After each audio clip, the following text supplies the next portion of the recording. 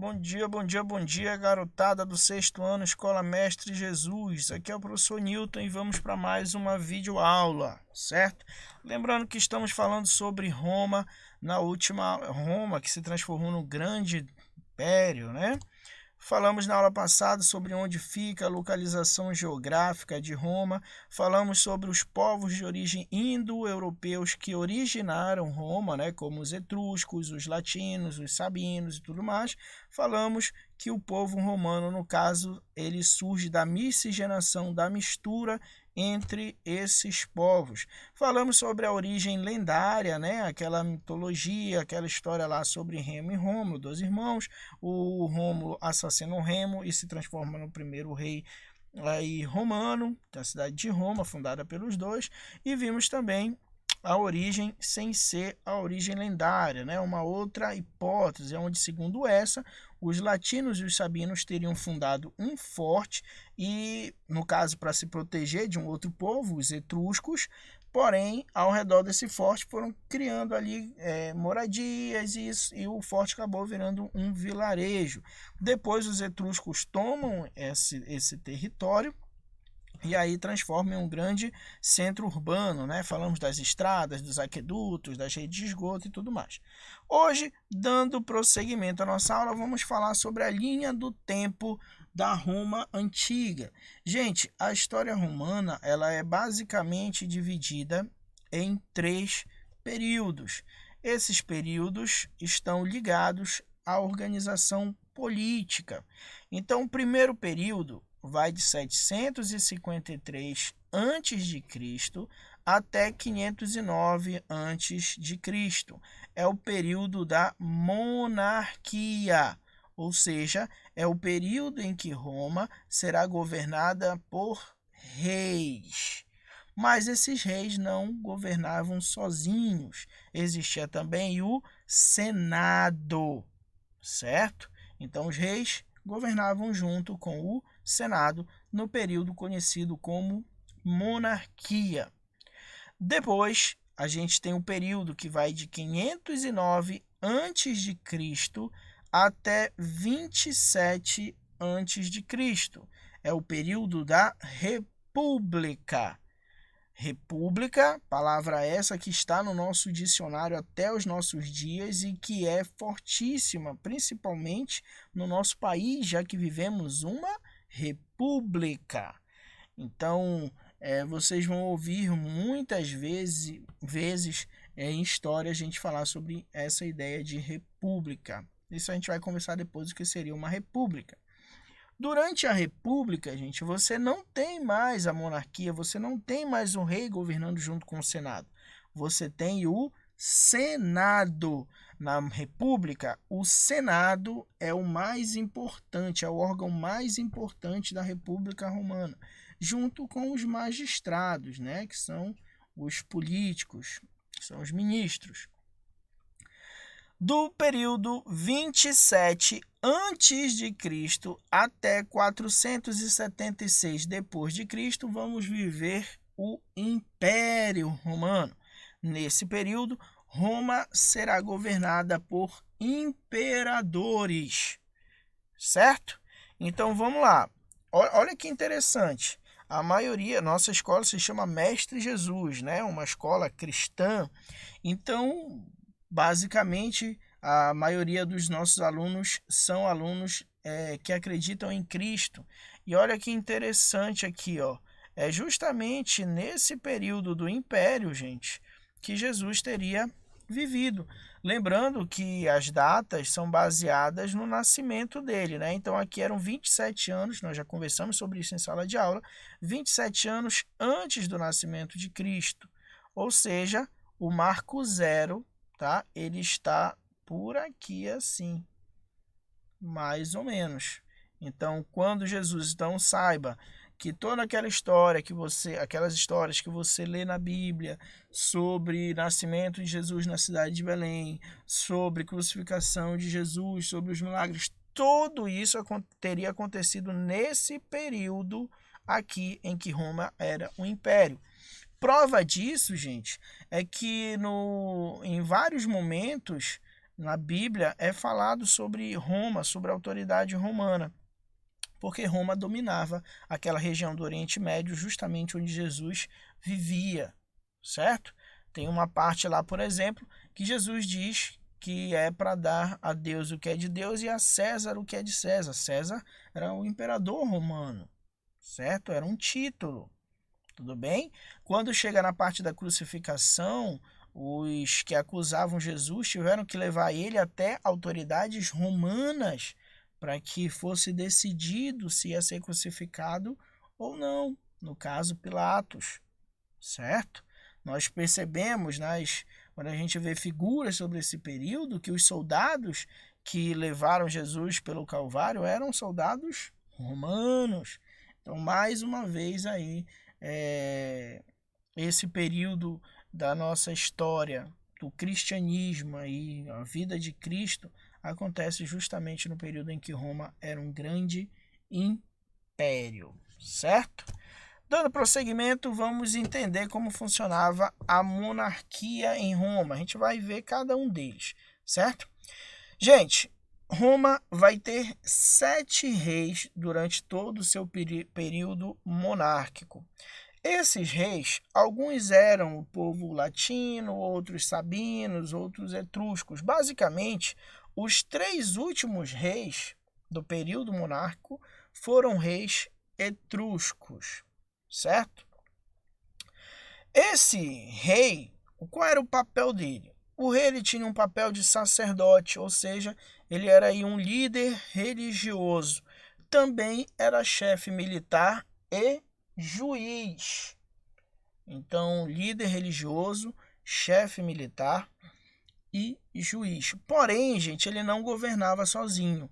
Quando a gente fala em rei, geralmente você imagina alguém que tem totais poderes, né? Pelo menos é o que a gente vê nos filmes. Não era o caso dos reis de Roma. Eles não governavam sozinhos. Para isso existia o Senado. O Senado, gente, era uma assembleia, era um grupo de patrícios idosos, porque naquele tempo se respeitava muito o período de vida das pessoas, então quanto mais velho uma pessoa fosse, se entendia que ela tinha mais conhecimento para tomar as decisões. Então, o Senado ele era composto por patrícios. Patrícios eram a elite, gente. Era a elite romana. Então, idosos ligados à elite formavam o Senado. Para que servia o Senado? O Senado servia para aprovar ou não as leis criadas pelo rei. E o Senado também criava leis, certo? Então, o que acontecia? O rei queria fazer alguma coisa, queria cobrar um imposto, um tributo, ele elaborava uma lei, essa lei ia para o Senado, e lá no Senado os senadores iriam aprovar ou não, ou iriam refutar a lei. Esse conceito, gente, ele é muito forte, por exemplo, hoje no nosso país. Nós temos aí o governo dividido em 3 esferas políticas, o legislativo, o judiciário e o executivo. O executivo é representado pela figura do presidente. O legislativo é representado pela figura dos senadores e os deputados. Então, o que acontece? Muitas vezes, a presidência elabora um projeto, uma lei, esse projeto vem para o Senado, vem para os deputados para ser votado, semelhante ao que acontecia em Roma. E aí são eles que vão decidir. A mesma coisa acontece o inverso. O legislativo, por exemplo, um senador cria uma lei, essa lei ela tem que ir para os deputados para ser votada e depois tem que ir para ser sancionada pela presidência da República, certo? Então, a gente já percebe que a organização política em Roma, no período monárquico, já é diferente daquilo que a gente costuma ver. O rei não governa sozinho. Ele precisa aí da maioria do Senado para poder aprovar as leis que ele venha querer aprovar, certo? Existia também, gente, a Assembleia dos Cúrias, tá?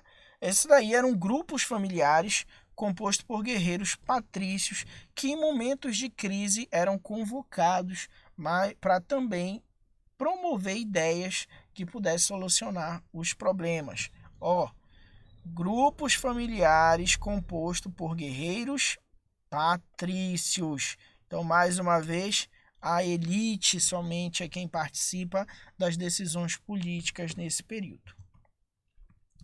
Sociedade romana. Gente, a sociedade romana estava dividida em classes, em estamentos, camadas. Aqui tem uma pirâmide representando justamente essa divisão em classes sociais. Cada patamar desse aqui, gente, é uma classe.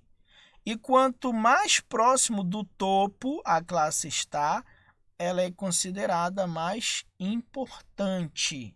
Digamos assim, é uma elite, é mais rica. Porém, em números, ela é menor se a gente comparar com a base da pirâmide, que é maior. Então, você vai imaginar, por exemplo, olha só quantas pessoas poderiam caber aqui. E quantas pessoas poderiam caber aqui? Aonde caberiam mais pessoas? Espero que você tenha respondido na base, né? Ou seja, significa que aqui o número de pessoas é muito maior, o número de escravos, do que o número de patrícios. E agora a gente vai entender o que eram cada camada dessas. Patrícios. Gente, os patrícios eram nobres, proprietários de terra. Eram os únicos que tinham direitos políticos, certo? Eram ligados à nobreza, muito relacionada com o nascimento. Plebeus. Os plebeus, eles eram homens livres que migraram para Roma, que foram viver em Roma, tá? A maioria deles, e aí, ó, a maior parte da população eram de plebeus, que não tinham direitos políticos. Aí você pode pensar, mas tio, peraí, aqui os plebeus, eles estão na segunda camada. Então, eu acho que... Desculpa. Estão... Me enganei aqui. Os plebeus estão aqui na terceira camada. Então, eu acho que os escravos, eles são um número maior. Então, tá errado. Ou se os plebeus são a maioria, então era para eles estarem aqui embaixo. Não, gente. Porque os clientes também são plebeus. Só que eles são uma espécie de plebeus que tem alguns privilégios e proteção, digamos assim. Basicamente, pelo trabalho que eles desempenham. Alguns desses plebeus, eles desempenhavam serviços essenciais para os patrícios. Por isso, eles recebiam auxílio e proteção dos patrícios.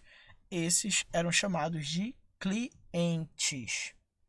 E na base da pirâmide, os escravizados. Os escravizados, gente, eram os prisioneiros de guerra. Aqui, quando se fala escravidão, é só você lembrar do que a gente falou na Grécia. Lembra? Na Grécia, eram escravizados prisioneiros de guerra ou então ou por dívida, certo? Ou seja, geralmente, quem era escravizado por dívida, gente, eram os plebeus. Os plebeus iam... pediam um dinheiro ou algo emprestado, faziam um empréstimo com um patrício, depois os plebeus não conseguiam pagar e acabavam sendo escravizados, algumas vezes por um tempo, outras pela vida toda.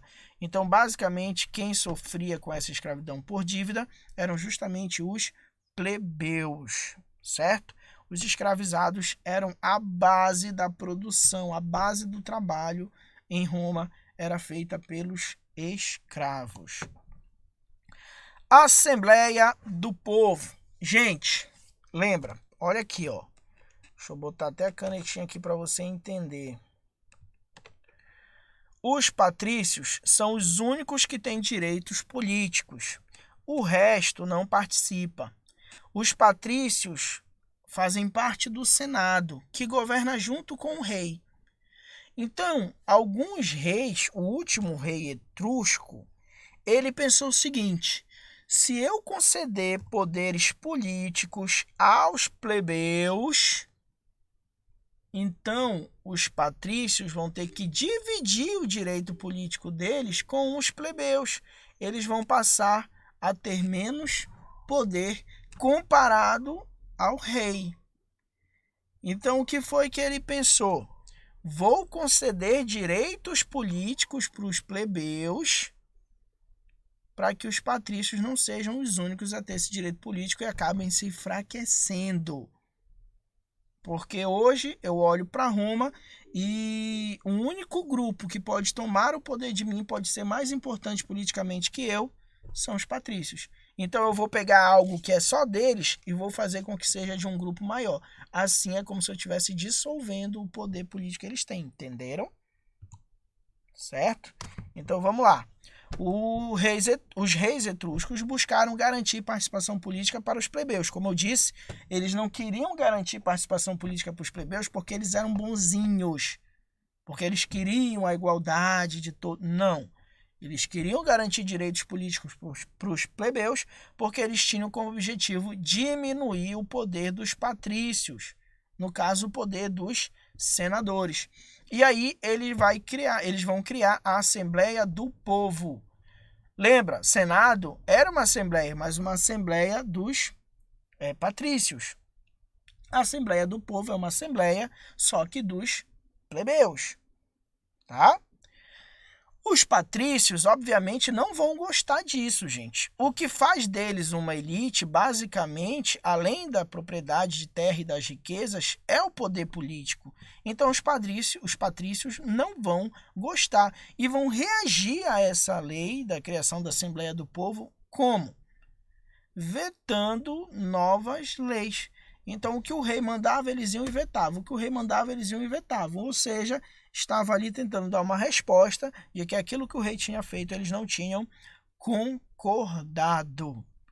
Para completar, os patrícios, não aceitando de jeito nenhum a Assembleia do Povo, vão fazer uma revolta e vão tirar o último rei etrusco, o Tarquínio, do poder.